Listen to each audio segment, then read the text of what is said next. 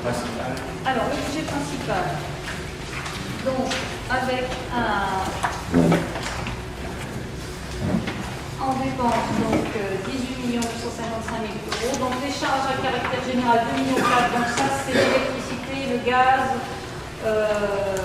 l'entretien et les réparations diverses, les frais d'impression, les transports, le téléphone. Donc, pour 2,4 millions. Les frais de personnel, 11 749 000. Atténuation de produits, donc fonds de péréquation des ressources communales correspond à des péréquations de fiscalité au sein de l'intercommunalité en comparant la richesse fiscale des structures intercommunales entre elles. Donc les plus riches doivent reverser. Donc nous sommes riches puisque nous reversons 47 500 euros. Les autres charges, donc 2 985 000 euros, donc la subvention d'équilibre au budget annexe, 1,7 million. La subvention aux SDIS, 414 000 euros, donc le service départemental d'incendie. La participation au SDE, donc 175 000 euros. Et les subventions aux associations dont nous venons de parler, donc 428 000 euros. Ensuite, les charges financières, 383 000 euros, donc qui correspondent aux intérêts de la dette, en grande partie. Les charges exceptionnelles, donc 352 000 euros. Donc ça, c'est ce que nous reversons à la restauration, puisque c'est le budget principal qui encaisse les recettes de la restauration, qui est reversé ensuite au budget de la restauration municipale. Donc des dépenses un peu de fonctionnement pour 26 000 euros, un virement à la section d'investissement de 736 596 euros et des opérations d'ordre entre sections pour 274 000 euros. Au niveau des recettes, donc un résultat de fonctionnement reporté de 599 000 euros. Atténuation de charge 95 000 euros, ça correspond donc aux rémunérations des personnels suite au congé maladie accident, au remboursement des frais de personnel suite au congé maladie accident du travail. La vente de produits et prestations pour 2 889 000 euros. Donc il y a la mise à disposition du personnel au budget annexe pour 1,9 million. Les facturations du service des crèches municipales, 263 000 euros. L'encaissement de la restauration scolaire, 350 000 euros, dont je vous parlais tout à l'heure. La facturation du centre de loisirs et de l'accueil, donc 135 000 euros. Au niveau des impôts et taxes, donc en recette, donc 10 millions d'euros. La taxe foncière pour 6 millions d'euros, la dotation de compensation 3,8 millions, la dotation de solidarité communautaire 180 000 euros, les droits de mutation 200 000 euros et la taxe sur les publicités extérieures pour 95 000 euros. Dotation, subvention et participation reçue, donc 4 millions d'euros. Donc la dotation forfaitaire dont je vous parlais tout à l'heure, donc qui est de 1 736 442 euros. La dotation de solidarité urbaine, 140 000 euros. La dotation nationale de péréquation, 41 731. La participation d'État à la rémunération des emplois aidés, 980 000 euros. La participation de la CAF, 877 000 euros. Attribution de péréquation et compensation, 312 000 euros. D'autres produits, c'est 245 000 euros, c'est essentiellement les locations des logements de la gendarmerie. Au niveau des produits financiers, donc ce sont les remboursements par les budgets annexes des intérêts des emprunts qui avaient été globalisés. Donc on fait un emprunt globalisé annuel qu'on ventile en fonction des différents budgets et après donc on récupère les intérêts d'emprunt dans le budget principal. Produits exceptionnels, donc remboursement, des remboursements d'assurance et le solde de la ZAC des coquillets pour 115 000 euros. Et les opérations d'ordre entre sections, 74 000 euros, qui correspondent donc aux travaux en régie. Au niveau de l'investissement, donc il nous reste à réaliser sur 2014 295 000 euros et le résultat d'investissement de 2014 est de 617 000 euros. Donc immobilisation corporelle 96 500, donc les frais d'études pour la ZAC de Sainte-Catherine. Et l'acquisition de logiciels pour 38 000 euros. Subvention d'équipement, donc le solde du PRU, 8 500 euros. Les immobilisations corporelles, 258 000 euros. Donc acquisition prévue pendant l'année du matériel pour les services techniques, 73 000 euros. Acquisition de véhicules, 13 500. Matériel informatique, 66 000. Donc 30 000 euros pour équiper les écoles. Une mobilisation pour 418 000 euros, donc qui correspond aux travaux dans le cimetière pour 10 000 euros. Dans les écoles, en particulier les menuiseries d'école Jacques Préfert, 55 000 euros. L'aménagement de la salle du Ferry dont on vient de parler pour 128 000 euros. Les travaux à la salle Jean Ferrat, 100 000 euros. Des travaux à l'exercice pour 50 000 euros et des gros travaux de voirie pour 75 000 euros. Remboursement du capital d'emprunt, donc 1 287 000. Autre immobilisation financière 500, opération d'ordre entre sections équilibrée par le chapitre recettes de fonctionnement, donc des travaux en régie pour 50 000 euros, pour les travaux de voirie et aménagement des espaces verts pour 8 000 euros. Des travaux à la mairie, changement des fenêtres pour 16 000 euros. Et opération du patronat au 100 euros, ça vous prévoit. Alors au niveau des recettes, donc, reste à réaliser donc, en 2014 74 000 euros qui sont des subventions d'État et du Conseil départemental. Et donc, proposition nouvelle, 2 983 000 euros. Donc, subvention d'investissement de l'État du département de la CAF pour 52 000 euros. Un emprunt nouveau qui, pour cette année 2015, sera de 647 000 euros. Des dotations en fonds divers de 190 000 euros, en particulier la taxe d'aménagement qui correspond à l'ancienne taxe sur les permis de construire. Excédent de fonctionnement capitalisé, donc 839 000 euros. Subvention d'investissement 71 300. Immobilisation financière 62 000 euros. Donc ça, c'est le remboursement par le budget annexe du capital des emprunts qui avait été globalisé. C'est la même chose que pour les intérêts tout à l'heure. Produit des cessions d'immobilisation 110 000 euros, donc c'est la vente de l'immeuble dont on a voté la vente de l'immeuble de la Véleuse. Opération d'ordre entre sections 274 000 euros. Les virements de la section de fonctionnement, donc 136 596 euros.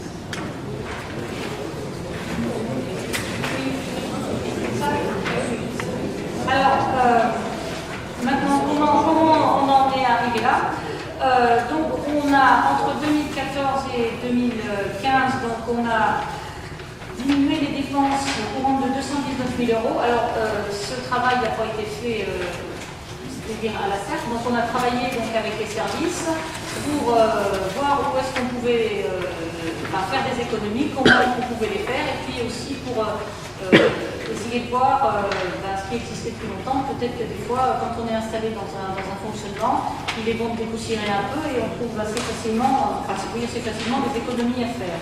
Ensuite, au niveau des frais de personnel, donc on a diminué de 38 000 euros en tenant compte de l'augmentation de la catégorie C pour 100 000 euros et puis l'augmentation de GVT, donc glissement DIS technicité, qui correspond au changement d'échelon, donc on avait pour 85 000 euros, donc on a contenu les frais de personnel à 11 750 000. Donc les intérêts d'emprunt suite au réaménagement d'un emprunt, donc nous avons fait diminuer les intérêts d'emprunt de 74 000 euros. Malgré tout, une réduction des subventions des associations pour 31 000 euros quasiment, et une réduction de subventions donc, au budget annexe. En particulier, c'est la saison culturelle qui a le plus pâti de cette réduction. Nous avons diminué aussi les dépenses de communication, puis donc le fait d'avoir adhéré l'année dernière au groupement d'achat pour le gaz nous fait diminuer donc, les dépenses en gaz, ce qui nous convient aussi. Voilà. Après les chiffres, peut-être les tableaux. Ils sont bons. Ça c'était une descente.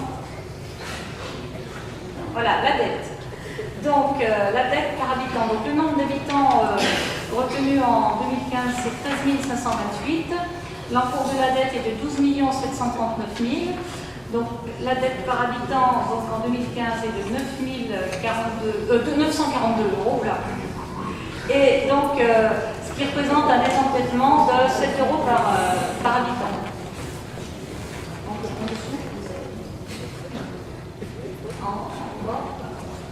Donc ça, c'est tous les investissements qu'on a prévus donc, sur l'année, mais que je vous ai cités. Bon, là, ils sont un petit peu plus détaillés.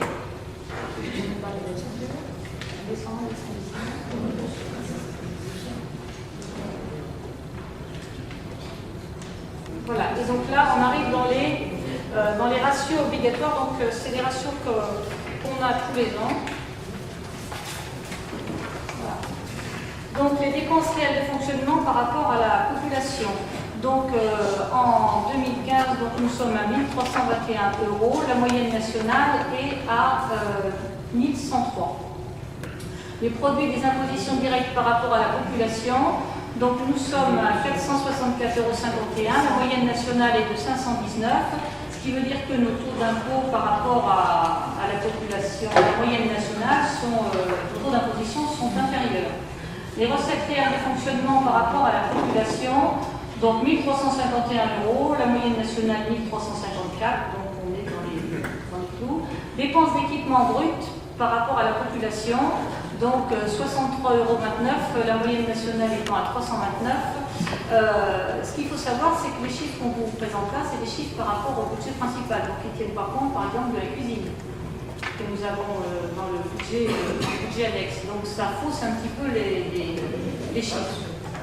L'encours de la dette par rapport à la population, 942 euros, la moyenne nationale 949. Dotation globale de fonctionnement par rapport à la population, alors là, c'est pas notre faute, on n'est pas bien bon, 141,82 € et c'est 250 sur la moyenne nationale. Donc il y a toute une étude qui est faite en ce moment par le gouvernement pour essayer de voir un petit peu, pour harmoniser un petit peu ces dotations pour qu'elles soient un petit peu plus justes d'une ville à l'autre dans une même tranche de population. Il faut savoir que Vichy, ils ont toujours des restes de l'après-guerre, ils sont à 500 euros par habitant. Voilà. Et nous, on est à 171 ou quelque chose comme ça. Moulin est un peu mieux que nous. Alors, dépenses d'équipement brut par rapport à la population, pour de la dette, dotation globale de fonctionnement. Voilà. Dépenses de personnel par rapport aux dépenses réelles de fonctionnement, donc on est à 65,74%, la moyenne nationale est de 56,9%. Alors, 56,6, pardon. Nous, notre particularité, c'est que, on va dire qu'on fait tout nous-mêmes, c'est-à-dire qu'on ne sous-traite rien, donc c'est vrai qu'on a besoin du personnel, ne serait-ce que pour la restauration, par rapport à une ville qui sous-traite la restauration, parce que la restauration est un poste consommateur en personnel. Forcément, les pourcentages ne sont pas du tout les mêmes. Coefficient de mobilisation du potentiel fiscal, donc 82%, donc on n'avait pas les chiffres nationaux. Dépenses réelles de fonctionnement plus la dette en capital par rapport aux recettes réelles de fonctionnement, 104,79 €, donc on est supérieur à la moyenne nationale. Dépenses d'équipement brut par rapport aux recettes réelles de fonctionnement, 4,68%. La moyenne nationale étant de 24,3%, et dette par rapport aux recettes réelles de fonctionnement, 69,68%, et la moyenne nationale étant de 70,10%. Voilà.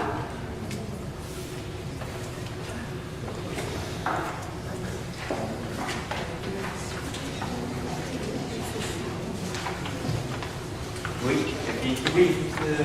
donc avant de participer au vote et de dire quelques mots, deux réflexions. Le tableau des économies qu'a fait passer Pascal, est-ce qu'on pourrait l'avoir? Oh oui. Oui, il y a un texte intéressant qu'on pourrait voir en juin. Ok, très bien. Une précision concernant le budget principal. La question elle est simple, ça concerne l'assainissement. Et donc tu vas sûrement devoir venir, c'est sûrement l'assainissement. On a vu une progression importante, effectivement, c'est à la page 5 du dossier du budget principal, de 27 000, c'est passé à 81 000. Est-ce que c'est une avance sur ce que l'on doit à la commune d'Aglo concernant l'assainissement, et si vous pouvez vous en dire deux mots au niveau de la négociation? peux répondre sur l'assainissement. Hein, non, mais tu as bien vu pourquoi. Alors, l'assainissement, vous savez qu'il y avait une divergence entre la Cour d'Aglo et la ville d'Isère sur les factures d'assainissement depuis 2000. Hein. C'est un dossier qu'on traînait depuis plusieurs années. Donc, moi, je vous en avais parlé ici. On avait décidé avec le président d'Aglo de regarder, de mettre à plat. Nous avons donné consigne à nos services respectifs qui ont travaillé pour une mise à plat. Comme toute discussion, eh bien, il y a eu des échanges. Et aujourd'hui, moi, je peux vous donner effectivement la lettre qui est la dernière lettre qui résume, enfin, qui met à plat sur la situation et qui explique ce qu'il en est. C'est moi qui l'ai fait au président, mais ça répondait à différents échanges. Je vous confirme l'accord de la ville d'Isère sur les bases suivantes. Je vous fais grâce aux formules de politesse, hein, il y en avait là, bien sûr. Pour l'année 2012, bon, il y avait, alors, pour le public quand même, il y avait des divergences sur les mètres cubes facturés pour l'assainissement. Il y avait des divergences sur des dotations à des moments. Donc en fait, c'est pour ça que ça s'est empilé. C'est vrai qu'on en arrivait, c'est presque sur 10 ans, on arrivait à des sommes importantes. Donc, sur 2012, on a vérifié les compteurs, enfin je vous fais grâce de tous les services qu'on croisait tous les éléments chiffrés qu'on avait, le pourquoi des chiffres sur les compteurs. Pour 2012, augmentation du nombre de mètres cubes à facturer, on a accepté qu'il passe de 23 660 à 24 660. Ça c'est 1 712 € qu'il fallait qu'on verse au titre de l'année 2012. Pour l'année 2013, il y avait un accord à facturer sur les mètres cubes, puisque sur 2013, donc déjà ça va avancer, on était d'accord sur le montant qui correspondait à 40 519 €, qui était le chiffre qu'il nous avait demandé à Côme d'Aglo. Pour les années 2012 et 2013, ces sommes ont été rattachées comptablement à l'exercice 2014, donc réglées, mandatées, on est dans l'écriture comptable. Pour les années 2001 à 2010, il y avait discussion, je vous rappelle, puisque nous avions le principal du grief, c'est-à-dire le calcul des forfaitaires sur des équipements qui n'existaient pas en 2001. Donc après avoir repris l'ouverture des dispositifs, fait des moyennes sur les utilisations après l'ouverture, parce qu'en fait c'était des sortes de moyennes qu'il a fallu faire calcul, hein, on ne pouvait pas tout trouver. Diminution du mètre cube qui est donc compte tenu de 247 000 mètres cubes, on est passé à 193 000 mètres cubes, ça c'est donc une baisse de 55 000 € sur la première facture envoyée pour la période 2001-2010. En 2011, par contre, on a augmenté la facture de 1 876,45 €, puisque nous, il y avait des éléments qu'on ne souhaitait pas prendre en compte et qui ont été intégrés. C'est comme toute discussion, à un moment, il y a des aléas. Voilà. Ensuite, il y a eu une discussion sur l'impact de la facturation d'assainissement sur la dotation 2001-2003. Parce qu'il faut savoir que si on avait payé plus d'assainissement 2001-2003, ça aurait dû impacter notre dotation de solidarité communautaire, elle aurait dû être plus forte. Donc la Côme d'Aglo a repris le calcul, et du coup, ça devait nous reverser 31 290 sur les sommes qui étaient impactées à l'époque. Quand on voit ça aussi, sur l'année, donc au bout du compte, quand on regarde bien tout ça, au bout du compte, ça fait quoi? Les factures assainissement pour l'année 2001-2010, on devait bien 223 000 €. La facture assainissement de 2011, 45 000 €. Le reversement des DSC des années 2001-2003 fallait baisser de 31 000 €. Ce qui fait que tout ça faisait que par rapport à la facture initiale qu'on avait reçue d'un Côme d'Aglo, il y a eu une diminution de 85 000 €. Donc on a quand même perdu en tant qu'iseur, perdu de temps en posant la question en disant il faut regarder et discuter. Ce qui fait qu'aujourd'hui, il nous reste 237 000 sur la période 2001-2013, si on prend la totalité, et que nous avons sollicité par courrier du 28 janvier, donc je n'ai pas eu de réponse, ça fait plus de 2 mois, je suppose qu'il a été affecté, de régulariser sur le mandat, parce que vous doutez bien qu'il fallait donner 237 000 sur le budget, donc ça c'était une somme importante, hein, puisqu'on ça remontait sur plus de 10 ans. 50 000 € par an, on va donner en 2015, 2016, 2017, 2018, et le solde, 37 000 € l'année 2018. Voilà, donc c'est pour ça que vous avez sur le budget de cette année, c'est une somme de 50 000 € spécifique. Ce que j'ai envie de dire, moi je termine comme ça, moi j'ai dit que je regrettais la seule chose, c'est que, et peut-être que les collègues comprendront mieux pourquoi nous sommes dans le cadre de la réflexion sur la mutualisation, nous sommes très interrogatifs sur un certain nombre de calculs de transfert de dépenses, parce que ce que nous n'avons jamais compris, que là nous n'avons encore pas la réponse, mais c'est comme ça, il faut accepter, mais on veut dire, il ne faut pas se faire deux fois. Rappelons-nous, les collègues, que lorsque nous avions un cadre de transfert de la compétence assainissement, nous avions transféré en 2000, nous avions transféré un budget assainissement qui est en excédent annuel de 25 000 €. Et l'année après le transfert, la Côme d'Aglo nous a dit votre budget est en déficit de 37 900. C'est-à-dire d'une année sur l'autre, le budget, on n'a jamais eu l'explication. Il faut qu'on assume qu'on balaye devant notre porte. Lorsqu'on a voté en 2001, et j'en fais partie, donc j'assume, c'est là que nous aurions dû poser la question. Je l'assume. En même temps, nous avons fait confiance il y avait une commission d'évaluation des transferts qui n'a jamais pu nous dire, on n'a jamais retrouvé, et même depuis, personne ne peut retrouver, mais 2001, c'est loin. Donc aujourd'hui, on a quand même une interrogation. Et nous serons, vous comprenez un peu mes réserves quand je dis, on sera très vigilant si à un moment, dans le cadre de la mutualisation, il y a des transferts.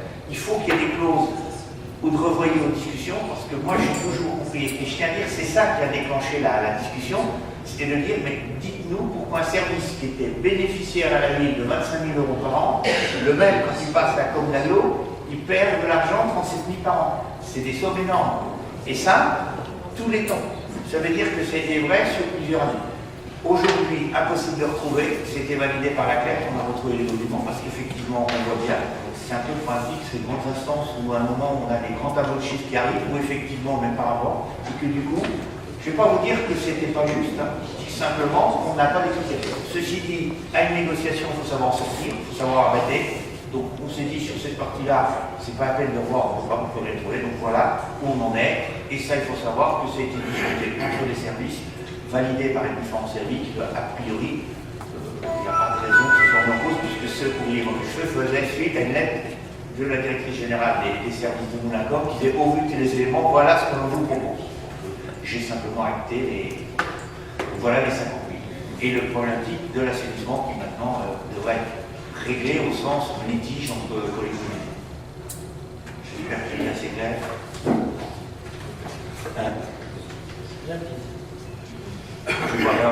Commander l'assainissement, l'eau peut pas être limpide. Pas avant. Après l'assainissement, ça peut être limpide. Avant, normalement. Alors, peut-être. J'ai une autre question. Déclaration interne au budget, mais peut-être qu'il y a d'autres débats. Non, je ne sais pas. Voilà. Sur l'assainissement, je peux vous en réjouir de la façon dont la commune de l'eau et les diviseurs. C'est un dossier effectivement l'assainissement qui traînait depuis des années. Il y a eu d'ailleurs de trouver une sur félicité. Sur le budget maintenant. Communication, mais qui est important. Voilà. Donc, ce que l'on peut dire aujourd'hui au niveau du budget soulève effectivement la politique nationale où on voit parmi les collectivités aujourd'hui et les dotations en moins, effectivement, où il y a des collectivités qui sont obligées d'augmenter les impôts. Ce n'est pas notre cas encore aujourd'hui à l'ISEUR. Mais nous ne cautionnons pas la diminution des dotations aux collectivités. On l'a vu tout à l'heure, c'était plus d'un 11 milliards d'ici à 2017.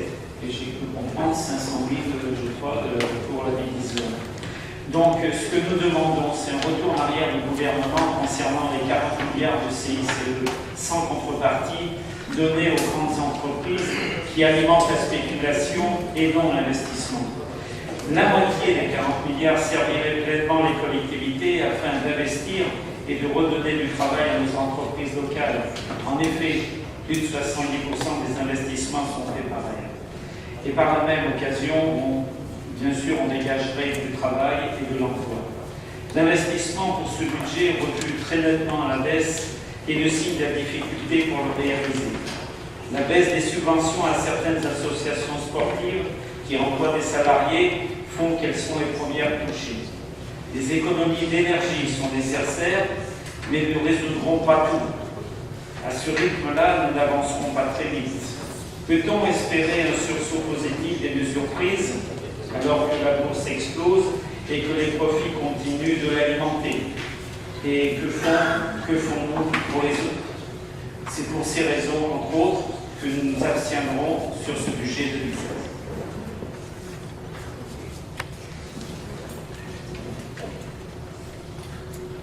Juste une observation, mais encore une fois, la permanence des méthodes comptables, c'est vraiment pas votre tasse de café. Vous nous avez fait le coup, effectivement, dans la présentation du mois. Vous continuez à modifier la présentation des éléments financiers dans ce budget 2015. Mais j'allais dire, cela ne devait pas vous empêcher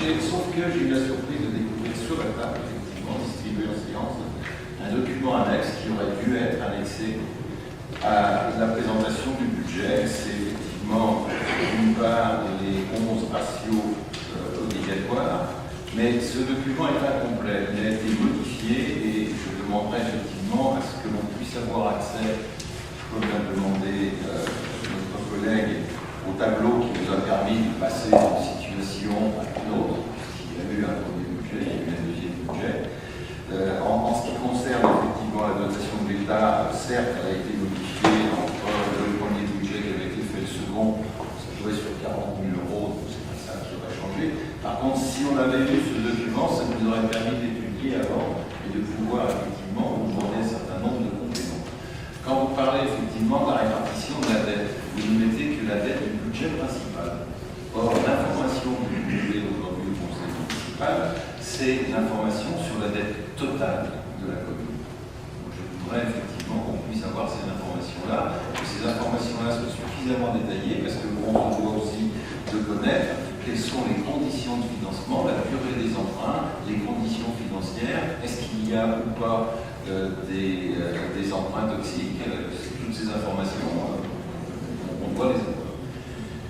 Alors, c'est un budget qui nous surprend pas, puisque vous nous aviez déjà dit, mais on l'avait dit avant vous, que la Diviseur n'avait plus la possibilité d'investir. Ce budget, vous comprenez bien, les investissements sont tellement réduits qu'ils deviennent peau de chagrin, tout simplement parce que la différence entre les recettes et les dépenses ne permet plus d'investir, et bientôt ne permettra plus de rembourser la dette. Donc voilà aujourd'hui ce que je pourrais dire dans un budget qui, malheureusement, encore une fois, vous sacrifiez l'investissement pour des raisons purement politiques, ce sont les autres, au bénéfice du fonctionnement, et vous privilégiez le fonctionnement. On aurait préféré, dans une époque effectivement où on sait que la restriction budgétaire existe, qu'un budget, même si on s'aperçoit qu'il a été amputé de 70 000 €, puisse être retravaillé autrement. Je pense que l'ensemble des historiens ont besoin de culture. Je ne dis pas qu'il faut supprimer le budget de culture, il faut peut-être le travailler autrement pour avoir de meilleurs résultats en termes de fréquentation par rapport à ce budget qui aujourd'hui, en tant que compensation du budget principal, représente près de 400 000 €. Je pense qu'on devrait aussi avoir une réflexion sur le coût de fonctionnement de la restauration, quand on voit effectivement à la fois le montant de la masse salariale qui est transféré du budget principal au budget de la restauration, et quand on voit le budget d'équilibre que le budget principal donne sur la restauration, je pense que dans ces moments difficiles, on pourrait regarder peut-être et faire une étude globale sur ce que deviendra la restauration si on continue à se redoubler. Et enfin, je redirai ce qui a été déjà dit dans le précédent conseil municipal lors de la présentation du ROB. Nous sommes aujourd'hui encore en début de mandat. Le mandat, il reste 5 ans. Et je souhaiterais effectivement que la ville d'Yzeure puisse mener une étude prospective, beaucoup d'autres EPCI ou de communes le font, pour savoir par rapport à une situation actuelle et sans changement, où tout cela va nous conduire à la fin du mandat. Je pense qu'on voit bien ça aux Yzeuriens. Voilà. Compte tenu de tout ça, je ne vous étonnerai pas, on votera contre l'ensemble des budgets.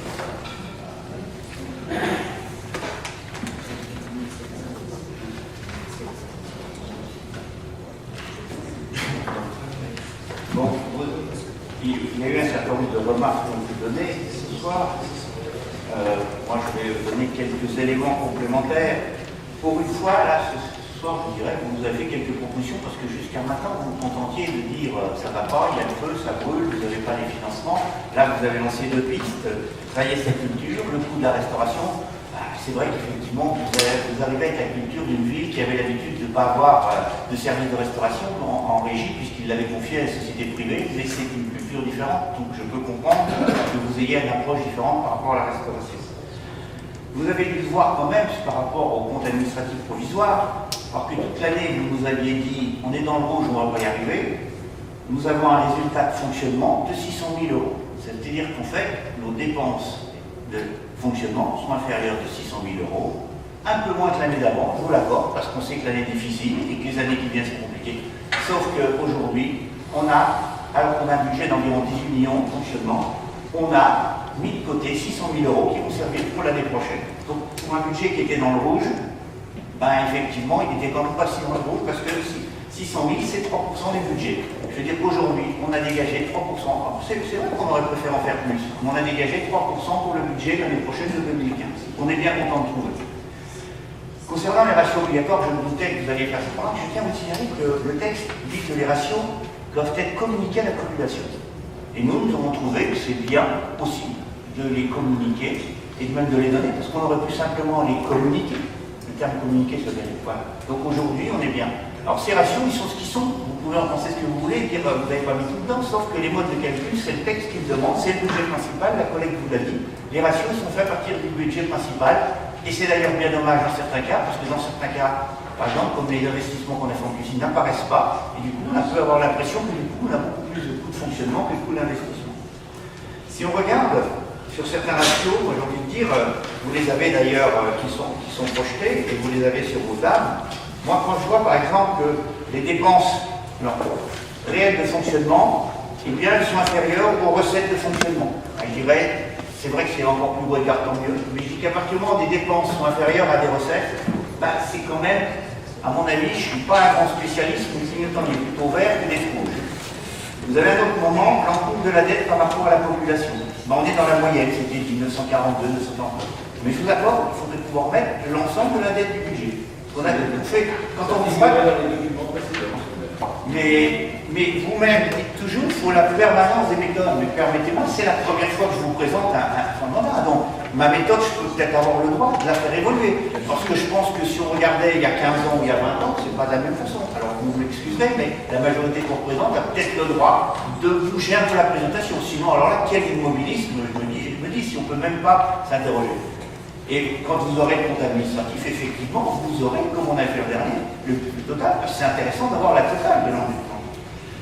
La dotation globale de fonctionnement, là, personne n'y peut rien, mais Pascal l'a dit, c'est une vraie réforme qui doit être faite. Quand on voit que par rapport à la moyenne nationale des villes de même strate, on a 100 euros de moins, imaginez si on avait 100 euros les amis, par habitant sur 13 000, 1,3 million de plus, et c'est quasiment c'est plus que ce qu'on emprunte sur le budget. Ça veut dire que si on avait la dotation moyenne, on n'emprunterait pas sur le budget principal. C'est un message qu'il faut qu'on fasse passer. Parce que, alors c'est vrai que si on monte tous à 250, la moyenne va sûrement baisser, parce que c'est la règle. Sauf qu'aujourd'hui, on est quand même fortement. Et c'est vrai que les modes de calcul, je crois que même maintenant, il est même quasi impossible de dire comment c'est calculé, ça remonte. À des années et des années, les modes de calcul, c'est resté. Et du coup, la DGF, effectivement, il y a un système qui a besoin d'être repris. Les dépenses de personnel, ça a été dit, ils sont plus élevés que dans d'autres collectivités, oui. Mais on a fait le choix d'avoir des services. Donc, du coup, eh bien, effectivement, on a un peu plus de coûts de personnel. Voilà. Je ne vais pas revenir sur tous les ratios dans le temps. Sur le budget, effectivement, vous m'avez dit, je l'ai dit tout à l'heure, l'année dernière, on l'avait fait trop vite et que cette année, on le faisait trop tard. Il y a un mois d'écart entre les deux, je ne reviens pas dessus, c'est pas. Vous avez quand même vu que lorsqu'on vous avait dit qu'on voulait attendre d'avoir le maximum d'infos, c'est pas pour faire un effet de manche, que le jour où vous postez le document pour la commission finance, vous avez vu qu'on a rajouté un pavillon. Ce matin-là, quand on a ouvert Internet, on avait une nouvelle dotation. Donc on a dit, on ne rechange pas tout dans la journée, on vous a envoyé des documents à bouger. Vous avez d'accord, c'est 40 000. Il faut savoir qu'il y a 45 000 euros ce jour-là, et 2 jours après, il y a 7 000 euros dans l'autre sens. Le yo-yo s'est arrêté depuis quelques jours, mais c'est vrai qu'on ne pouvait pas ne pas essayer de faire le budget le plus proche possible. Vous avez donc, on essaie de faire le budget avec le maximum d'informations. Aujourd'hui, vous l'avez dit, les dotations d'État, en gros, entre le 1er janvier 2014 et 15 avril 2015, sur un peu plus d'un an, presque sur 2 exercices budgétaires, elles ont baissé de 500 000 euros. Oui, je suis d'accord. Mais ce qui m'inquiète aussi, c'est qu'effectivement, les annonces directes, c'est 400 000, c'est 380 000 euros chaque année qui vient. Parce que cette année, nous les avons absorbés. De façon compliquée, je ne vais pas vous dire que le budget s'est fait facilement. Moi, il a fallu qu'on travaille avec les services. Moi, je dois prendre. Il faut qu'on remercie les services, aussi bien les services comptables que même tous les services qui ont travaillé avec nous en se disant on a conscience de nos difficultés, qu'est-ce qu'il faut qu'on fasse, où est-ce qu'on peut faire, la réorganisation du travail qui est en train de se faire de façon vers l'autre, la non-reconduction d'un certain nombre de départs en disant il faut qu'on fasse. Vous savez, si dans le projet on a à peu près, parce que je dis, quand on dit sur la masse salariale, 30 000 euros de moins, je dirais on l'a à peu près équilibré, parce que sur ces montants-là, 30 000 sur la masse salariale, ce n'est pas des montants importants, 30 000. On l'a à peu près équilibré. Si on arrive à maintenir la masse salariale, c'est un effort important pour 2016, mais ça serait important pour les années 2017-2018. Le tableau que vous avez demandé qu'on fera passer, puisqu'on vient de le finir, effectivement, montre qu'on a fait sur le fonctionnement à peu près 400 000 euros, qui correspond quasiment à une partie des baisses de notation. Par contre, à côté de ça, effectivement, il faut qu'on trouve quelques recettes complémentaires. Aujourd'hui, on a un budget principal, bien vous l'avez vu, de 3 millions d'investissements. C'est vrai, les années précédentes, il était plus que ça. Dans nos investissements propres, parce que dedans, on va faire 800 000. Alors, vous avez vu qu'à un moment, on emprunte 647 000, mais on a prévu 800 000 euros, 782 000, mais on va être à 800 000. Je l'avais dit comme a fait le ROC, on ne peut pas rester aujourd'hui sur le 1 million ou 1,1 million qu'on a vu jusqu'à maintenant. Non pas cette année, parce que je tiens à vous dire, faire des budgets d'investissement, c'est facile.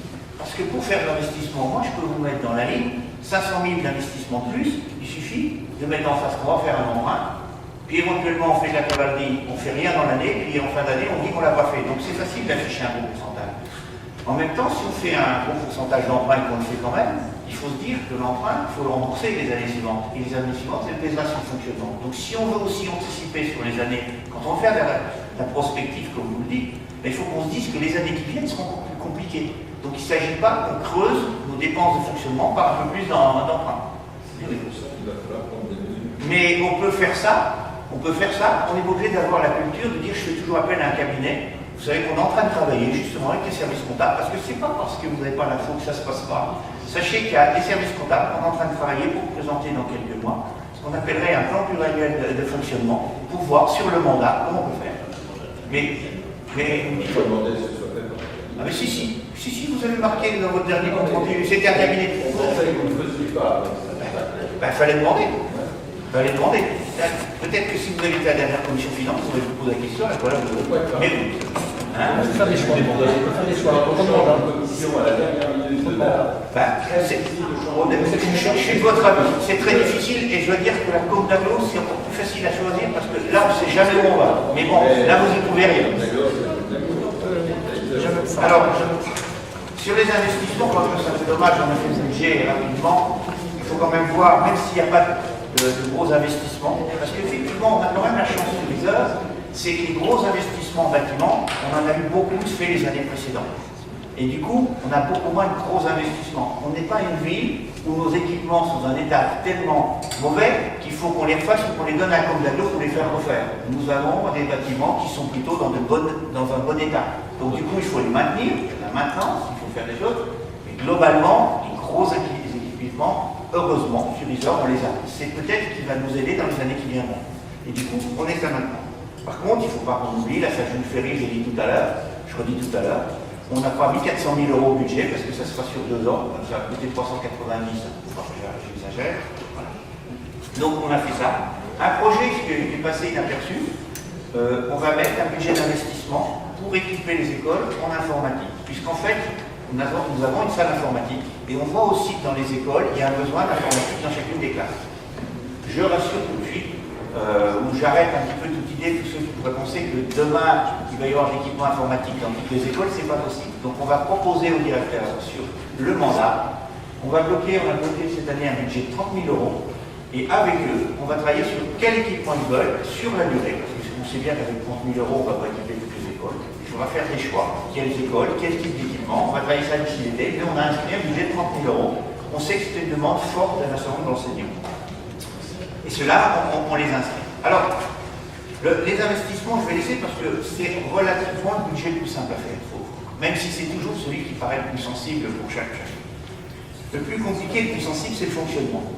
Fonctionnement, je dirais, c'est comme tout. D'un côté, il y a les dépenses et les recettes. Les recettes, il n'y en a pas 50 dans une collectivité. Il y a les dotations de l'État, on sait qu'elles baissent. Il y a les impôts. Là encore, cette année, on restera aussi sur la stabilité des taux. On ne va pas les bouger. Mon collègue l'a dit, donc je veux dire dans la présentation, le budget il a été fait, mais on veut le faire dans la dernière des lignes. Il est fait sans augmentation des taux. Mais on sait que même sans augmentation des taux, les personnes vont payer un peu plus d'impôts parce que les bases elles montent. Ça c'est mécanique. Donc moi je ne vais pas dire les gens ne payeront pas plus d'impôts, ils en payeront plus, mais nous on ne touche pas le taux. Deuxième point. Troisième point, il y a les recettes apportées par les services. Il faut qu'on y travaille. Nous allons vous proposer un conseil municipal spécifique au mois de mai, où on va mettre un travail sur plutôt les tarifs. On est en train de mettre à plat le fonctionnement des services. Et on est en train de regarder les services. La restauration municipale peut être un élément de réflexion aussi. Parce qu'effectivement, qu'est-ce qu'on constate? Moi, regardez uniquement la subvention d'équilibre, c'est pas suffisant. On s'aperçoit qu'on a de plus en plus de gamins qui mangent à la cantine. Et malgré ça, on a une recette qui baisse. Je ne parle même pas des prix. Pourquoi? Parce que les tarifs qu'on a sont liés aux revenus des parents. Et comme les revenus des parents baissent, eh bien en fait, on a une baisse en fait. Et on a beaucoup plus de gens qui achètent les repas à des prix très faibles. Et aussi paradoxal que ça peut vous paraître, on fournit plus de repas que les années précédentes. Et on a une recette à faire. Je ne parle pas équilibre dépenses-recettes, je suis bien sur le prix de vote. Il faut qu'on le regarde. Parce qu'on sait bien que c'est parce que les gens ont une situation plus difficile puisqu'on vérifie les recettes. Donc ça, c'est une réalité. Je rappelle qu'on a mis en place un nouveau rythme d'État et qu'on a décidé de ne pas faire payer. Et on reste sur cette logique pour cette année. Parce que pour l'instant, on a réussi à passer le bien.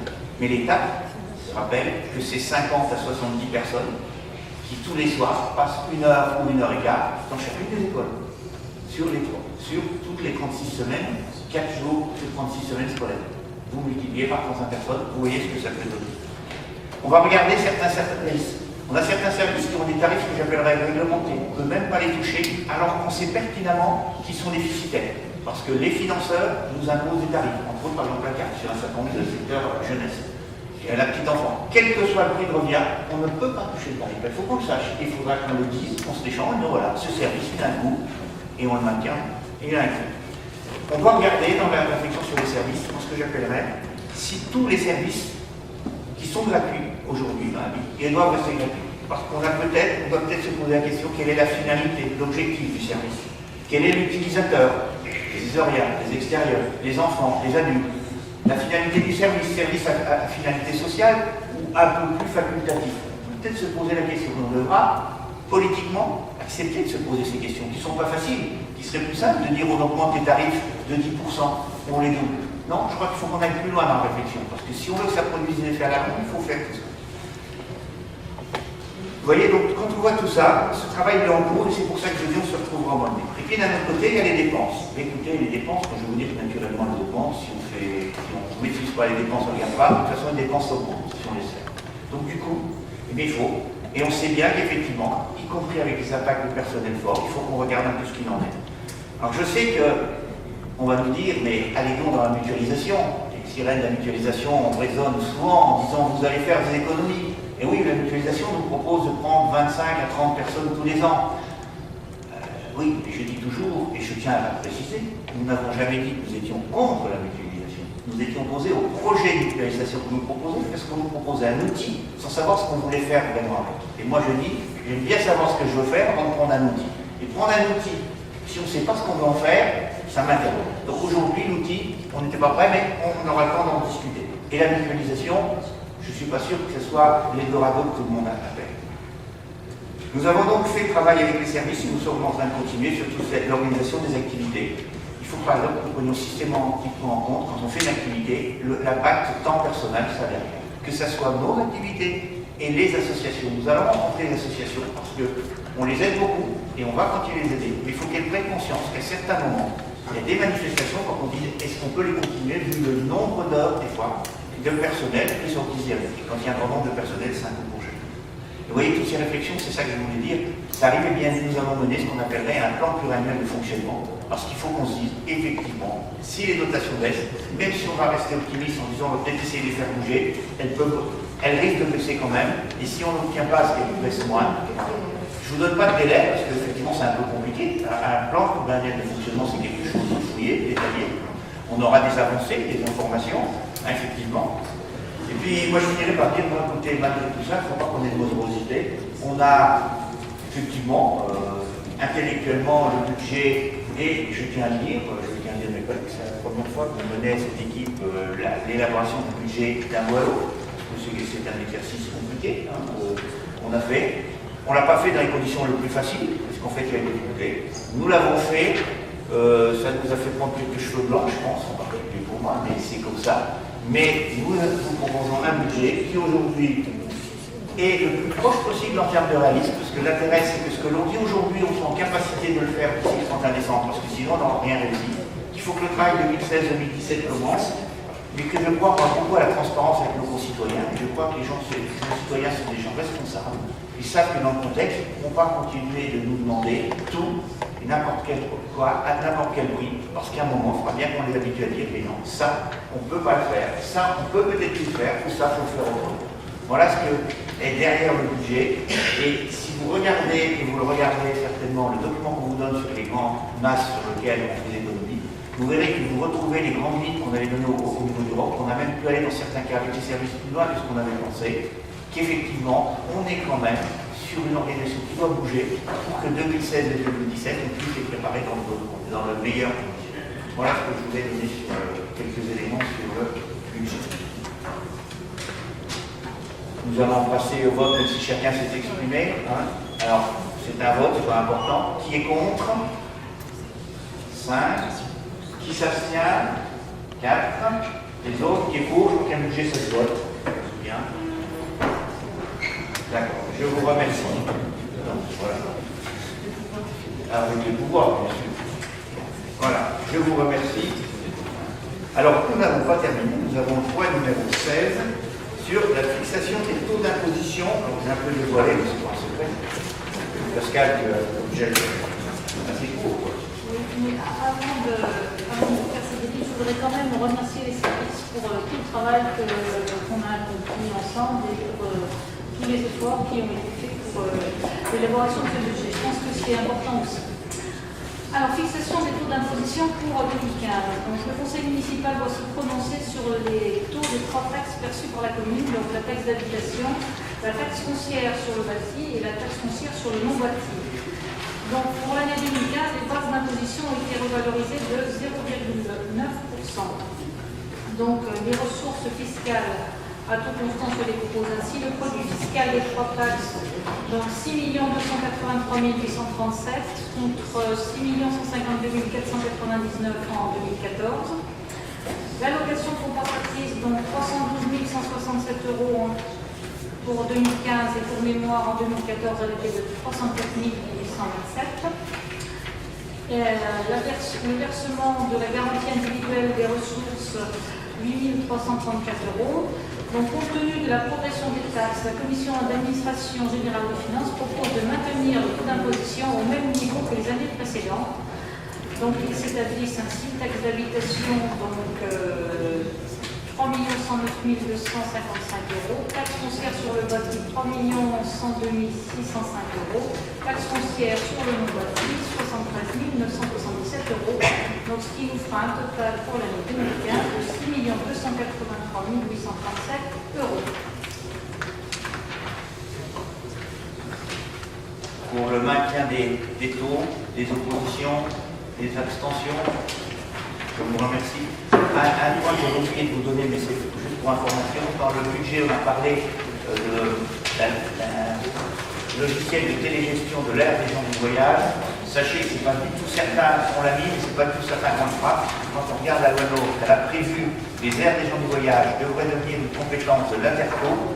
Donc si ça se faisait, on peut supposer que ça peut se faire dans l'année, parce qu'on a été très rapide pour la mutualisation, qu'on avait jusqu'en jusqu'en mars 2016. Là, dans la mesure où la loi précise et les aires de voyage doivent être transférées, si transféré, on ne fera pas un achat, ça peut être voir qu'on attend de voir comment les taux là, ça se passera pour avoir les mêmes outils de gestion. Donc c'est un petit peu. Je voudrais donc vous remercier pour votre participation. Allez, exact, mes collègues vont rentrer alors. Question diverse.